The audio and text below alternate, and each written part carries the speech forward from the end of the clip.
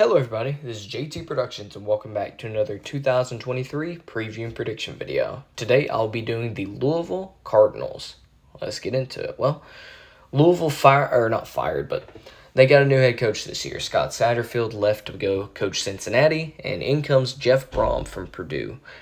Jeff Brom is a very good coach. He coached Purdue to multiple 8-9 win seasons, as well as getting them to the Big Ten championship last year.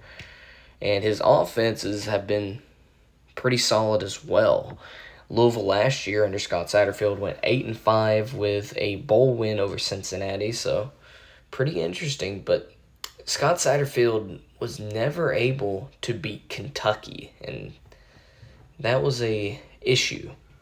So we'll see if Jeff Brom can rectify that. Last year, Louisville lost to Syracuse on the road, Florida State, Boston College, at Clemson, and at Kentucky. So we'll see if Jeff Brom can't do much better. Let's look at the roster.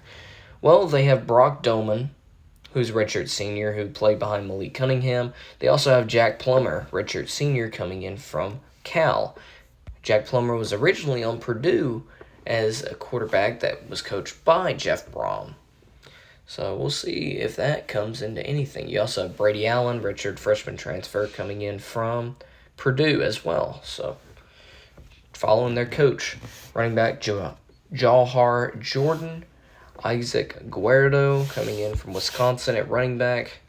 Wide receiver, you have Jamari Thrash coming in from Georgia State. Jaden Thompson coming in from Cincinnati. And you have Amari Huggins-Bruce, who was there last year. At tight end, you have Josh Lifson. You have Jamari Johnson, who's a freshman. And Joey Gatewood, tight end, who was a former quarterback coming in from UCF. So, interesting. The offensive line, you have two additions. Eric Miller coming in from Purdue. And John Paul Flores coming in from Virginia. On the defensive side, you have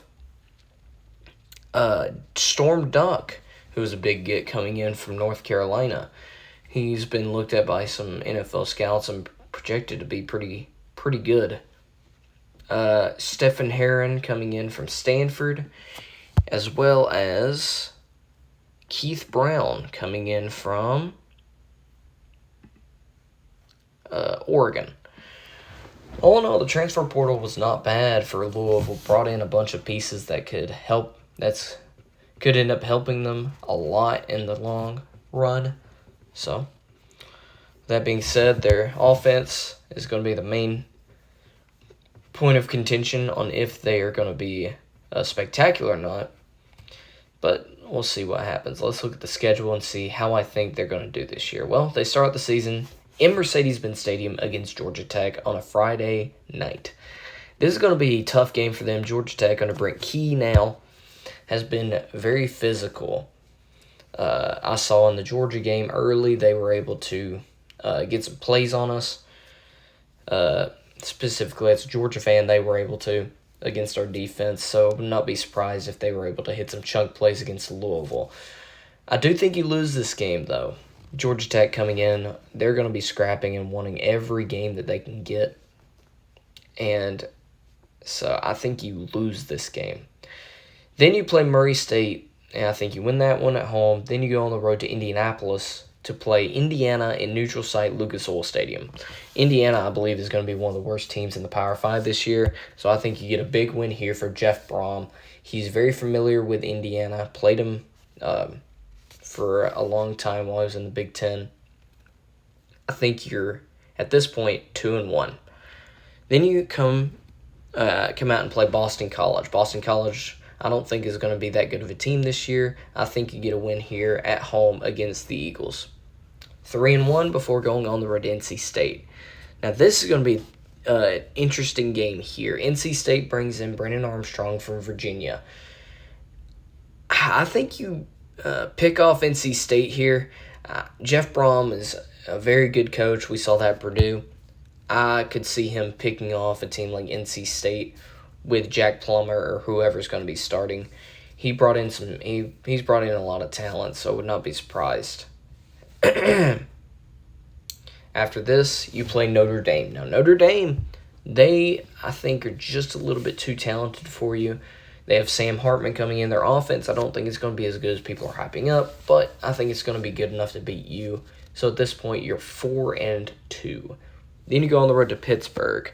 Now, Pittsburgh, they have Phil Jerkovic coming in from Boston College.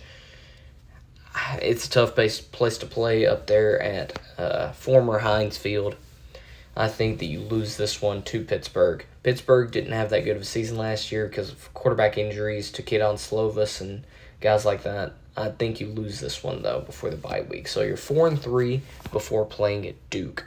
Now, this is a tough draw coming out of the bye week. Duke is a much improved team over the past couple of years. I think that Mike Elko and that team gets a win over you at home on homecoming. So you're 4-4 before playing both Virginia schools back to back.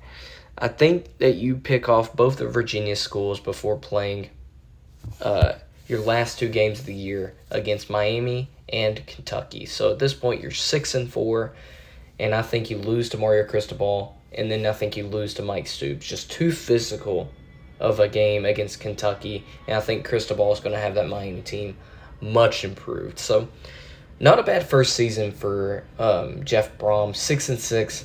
You got a job with rebuilding Louisville. Scott Satterfield had them decent around 500 every year, but I think, or close to 6 to 8 wins every year. I think Jeff Brom's going to have this team in the next couple of years, maybe even competing for ACC titles. Who knows? So, anyways, thank you all so much for watching. I hope you all enjoyed, and Go Dogs.